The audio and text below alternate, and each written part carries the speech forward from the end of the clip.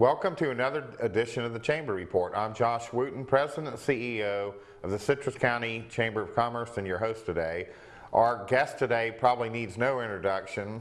She's literally been here all of her life in Citrus County, but we have Sam Himmel, our Superintendent of Schools. Welcome, Hey, Sam. Josh, thank you. Glad to be here. And it's a pleasure. The relationship between the Chamber and the school system has gotten very good over the last 5 or 6 years and continues to strengthen, and there's a reason for that. So I wanted to have you on so we can let our viewers know how important a good school system is.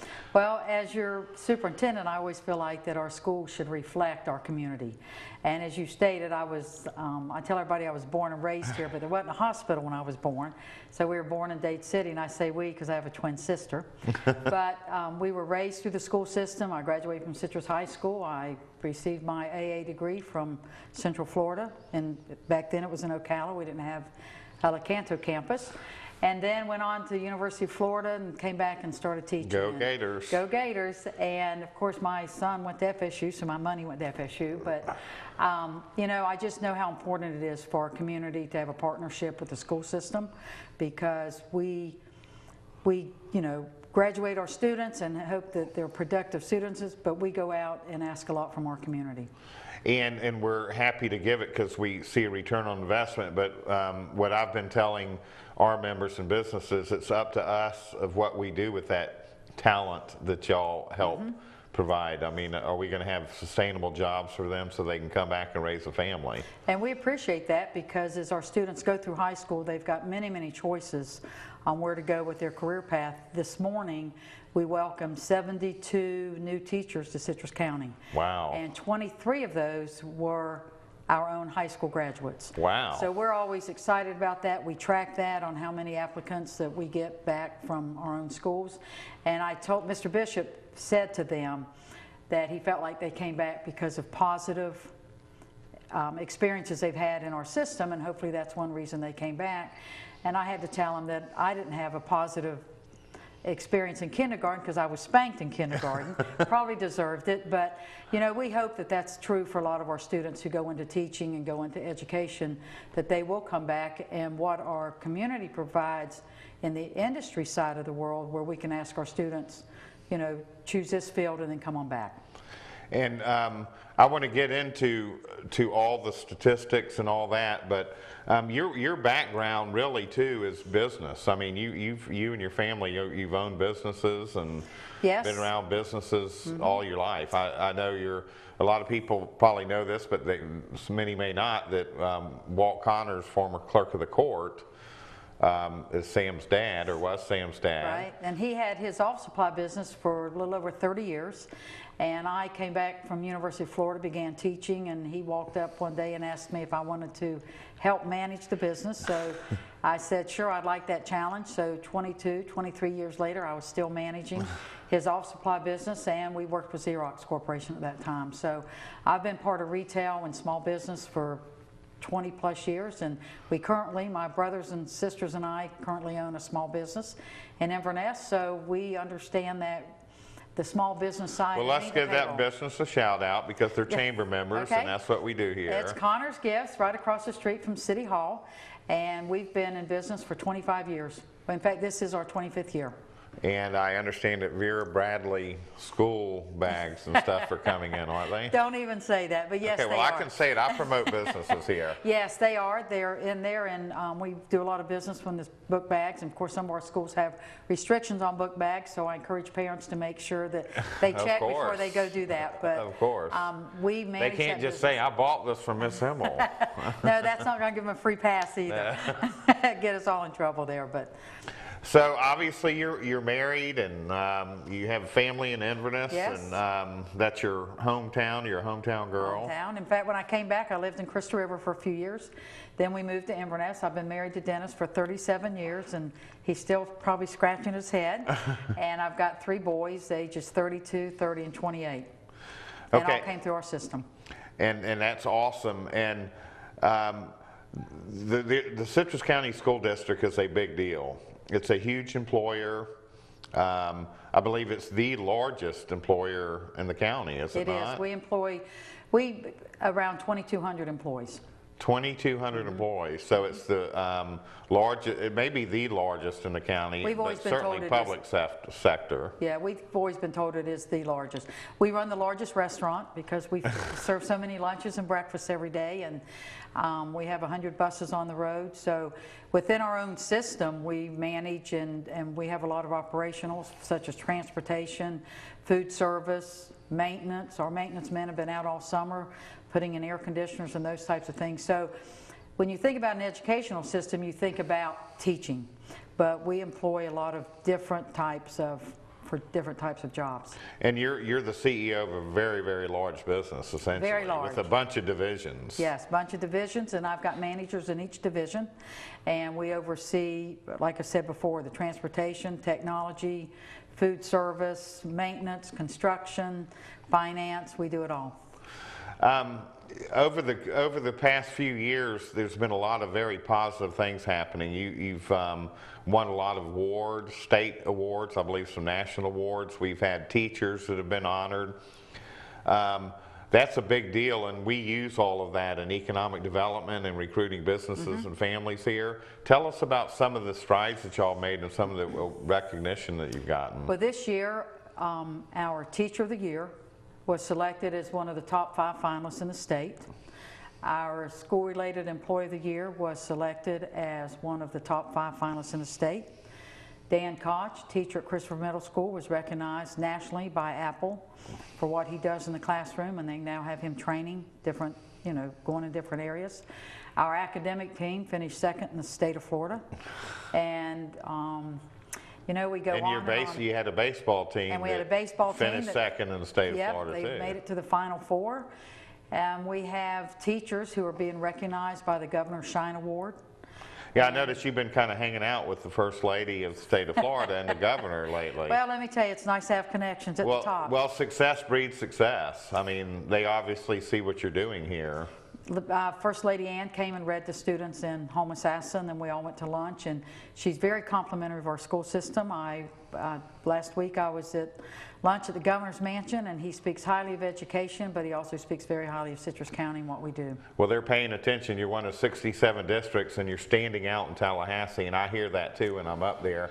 We're going to take our first break, and we're going to come back with Miss Himmel, and we're going to talk about why businesses and families look to a school system like Citrus before they locate here. We'll be right back.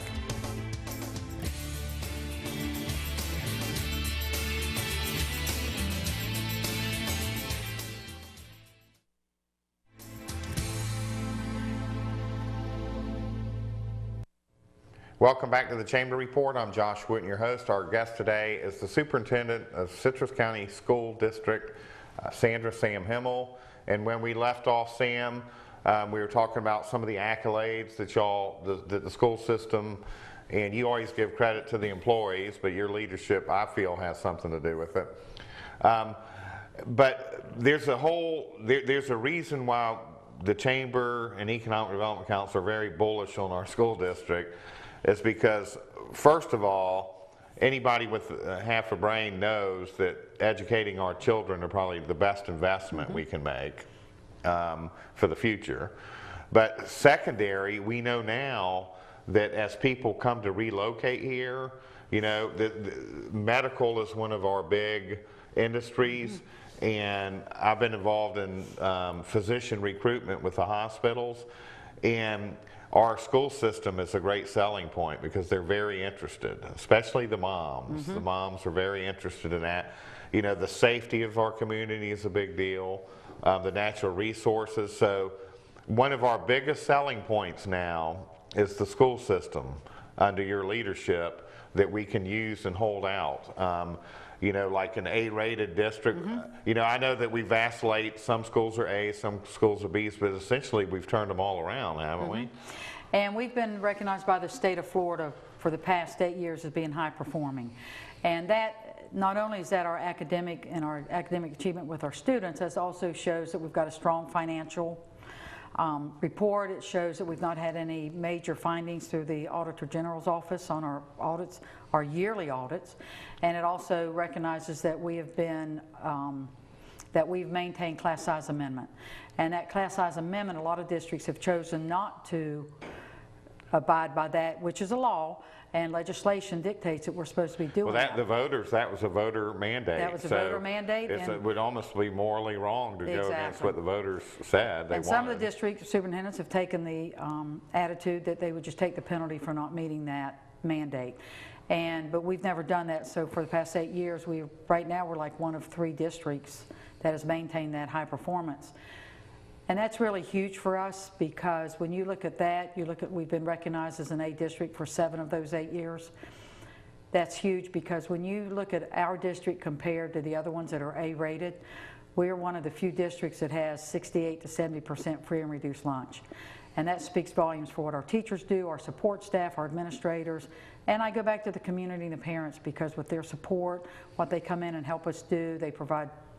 We're nearly $600,000 in scholarships, local dollars, not any other dollars, local dollars that recognized our seniors this year to give them a boost to continue. 600,000 from our local, and I stress that over and over. Those are local dollars. That's just incredible. That's from the Kiwanis Club, the Rotary Club. I wonder how that would work per capita with most counties. I mean, this county amazes me. It does. When there's a need. It does. I was at a fundraiser in Cocoa Beach for a girl going on a mission trip, and I was standing there next to my twin sister Linda, and they were raising money for, I think, a band to perform. And we both hit each other and said, if that was Citrus County, that thing would be well over $1,000 right now, because that's what our community does. They give and give, and they give back to our kids. And that's why I go back to our partnership with the Chamber, with United Way, YMCA, Boys and Girls Club. We ask from our community to help us raise these kids, because we're one community, and that's why our partnerships are so strong. And that's why I believe that when you say the medical profession asks about education, it is important to them, because when you look at, for instance, the IB program at LeCanto High School, the International Baccalaureate Program, that is a huge drawing item, a huge resource for our kids, but it's also a drawing piece for many, many parents who want their students to go through an IB program. And people are taking notice of that. You know, we're involved with the Rotary, and former board member Pat Deutschman with Golden Citrus Scholars. Right. Just our mind is blown every year with the talent that we're honoring. You're right. And yesterday I got a picture in the mail from Philip King, Mr. King, and his son Marshall, and it's a big platted picture. And he just thanked me for what I do for kids. But you know, the kids step up to the plate, but Marshall is one of like 2% of the students across the United States that receive the National Merit Scholar Award. And just like you and I, he scored perfect scores on his ATC, or ACT, SAT scores and those. But the talent that comes out of our school district is absolutely That was a joke, by the way. Yeah, that was a major joke for both of us. Because remember, I got spanked in kindergarten trying to get me on the right track. But it was, he's just phenomenal with what he's done. And we've got many, many students. You've seen the industry certification kids that are recognized nationally. We just have phenomenal kids. Well, I have to give a shout out too to our Business Women's Alliance, who does a lot for the school system. I believe they gave traditionally well over $10,000 a year, and so as the chamber show, I'm doing that. You know, you keep talking about getting spanked. My dean used to say, I'm going to call your dad or give you swats. And I say, I'll take the swats. Isn't that the truth? Because Dad never, you know, hunted up a belt or anything. No, he just started went right in on you.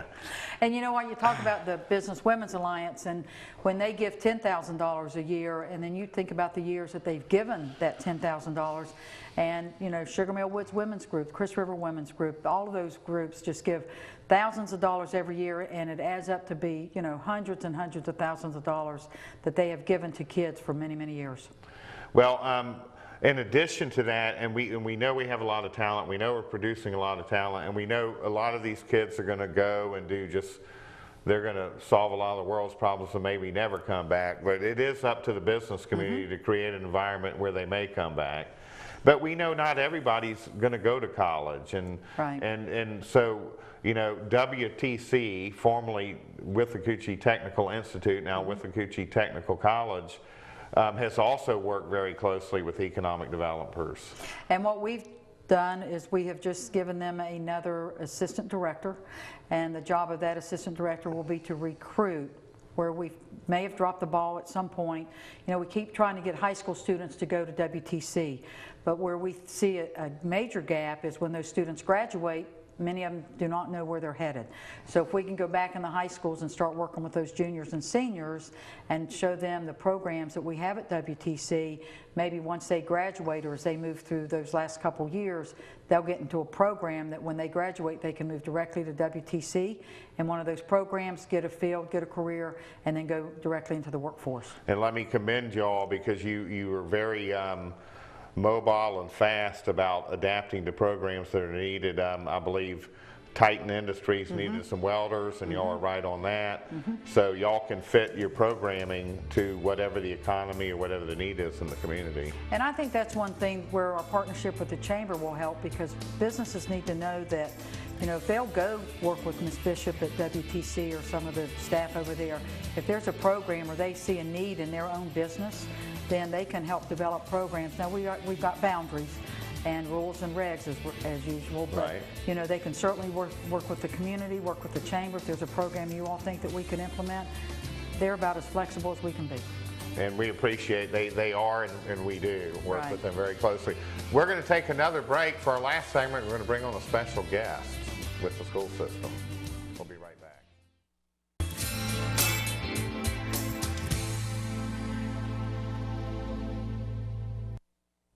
Welcome back to the Chamber Report. We're back with Ms. Himmel, and we've invited on Mr. Mike Mullen, Assistant Superintendent of Operations and Curriculum. Yes. And who has also been having an open door policy to the business community over the years, and we appreciate that. We wanted to bring you on because we know that you're the right-hand guy. And I want to make sure, fact check what Sam was telling us. No, I'm just kidding. But, you know, I'm stressing once again what a big business this is. I mean, this is huge. The education of our children are paramount, but, you know, having a bus on time and a lunch, how many lunches a day do y'all serve? At least 10,000. Yes. 10,000 a day, 50,000 a week. And probably just as many breakfasts. And just as many breakfasts. So that's 100,000 meals a week that y'all do. But then, like when you have the summer, it never really slows down because now y'all take a step back, regroup, and I believe you have a lot of improvement projects going around the district, don't you? We have a couple of major upgrades at Citrus Springs Middle School. We're doing complete new roofs out there in all the buildings. We have air condition upgrades that are going on. That school is one of our newer middle schools, but it's at about 25 years, which is the life cycle of those types of units. And our district has always had a master plan for maintenance, and we stay on top of things where we're proactive with it, and we keep our buildings maintained so we don't run into problems where we're $82 million behind the curve as far as getting things fixed. So we try to keep things going, keep things maintained as we go. This summer we had a little curveball at Inverness Middle School. Yes, we had a little and I fire have one there. in the 8th grade there. What's the end result of that? We saw the coverage that there was a fire, but how did that shake out for you? Our team, facilities and construction crew responded quickly. Our maintenance crews responded quickly.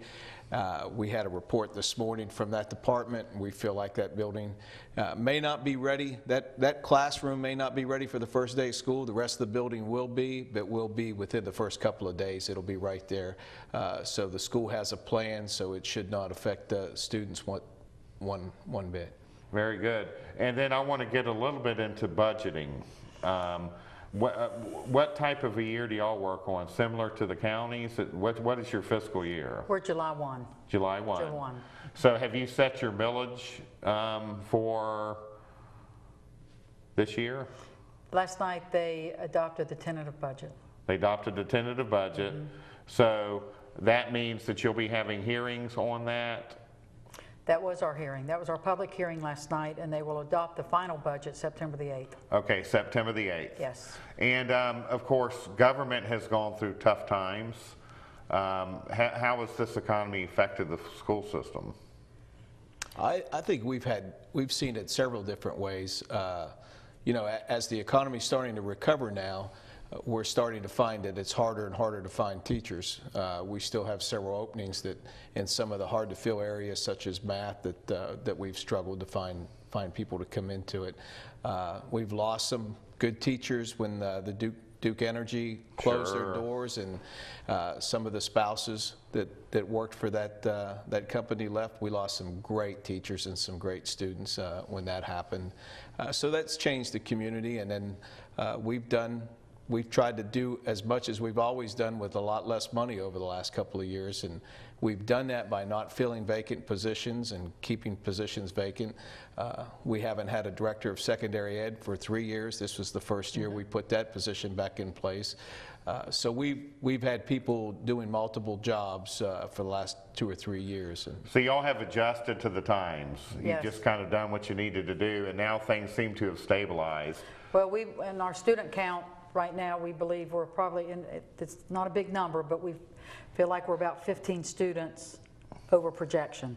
And that's huge right now because every year we've gone through for the last few years, he mentioned Duke Energy, with what happened with that, with the declining property taxes or values and those types of things. And the economy like it was, we kept seeing a decrease in students. So this past year we finished with more students than we projected, even at the high school, and that's very rare for our high schools to stay at projection. But our numbers right now are showing about 15 students, 15 to 20 students across the district that we feel like will be an increase. That's big because I feel like that's the economy turning around again. There's no question, and we see that too. I mean, we see it certainly has stabilized, and it's even starting to grow now. But that doesn't really catch up to y'all. The values don't catch up to y'all for another year. You know, so we could have good news coming, but you know, the people that are building the house, that's great for them. They can get a paycheck Friday, but the increased values and those good things don't catch up with y'all for another year. I think this is the first time in 6 years that I remember we have not had to ask our principals and department heads to cut their budget again. We've been able to maintain our funding levels at where we were the year before. So we haven't been able to put a lot of things back, but we didn't have to continue to cut for the first time in about 6 years. And that was very positive for us to be able to at least stay status quo from one year to the next. Well, we hear good things all the time. Now, Ms. Himmel, tell us where are we going from here? School's starting, what's the date? Teachers we have a back to school on Monday for all of our teachers. We welcome all of our teachers and our 10-month employees will come back on Monday. School starts August the 10th. I encourage all parents to watch our website for bus route numbers. They can go online to figure out where the bus is going to stop. We'll have a bus hotline where parents can call to find out where the route's going to be. And here's what we ask, just be patient, because if you call me tomorrow and tell me you've moved and we've already have that route set in place, moving one bus stop is a big thing for an entire bus route. So we ask parents to be patient. But it all works out. I've been involved in that. It all works out. We adjust times for school times at the end of the first few days. We talked last night to the school board to talk about a middle school IB program, just to put that out, just so we can maybe, as another recruitment piece for chamber in our community. So, you know, but I can never leave anything without thanking what our teachers and our support staff do every single day. Last year we saw more changes in public education than we've ever seen before. Our teachers still step up to the plate. They had different standards they were teaching. Our teachers, our support staff, our administrators, they come to work, they do what we believe is the best for our kids. So we're going to keep moving forward. And you know, I've had 4 go through the system, 2 still in it, and I have to tell you, it is amazing the hands-on that your administrators in each school and teachers have, the way they communicate. They communicate more with me than I'm able to communicate back. And that's okay. And it's just amazing. Well, it's such a pleasure having y'all on, and I want to have you back, Mr. Mullen. Thank you. Thanks for all you do. Thank you. Ms. Himmel, thanks for all you do. And thank you all for your support. And no problem. We hope you enjoyed this, and we hope you understand the importance of education, whether you have young ones in the system or not. It's just part of making us a great community. So we hope you tune in next week. Bye-bye.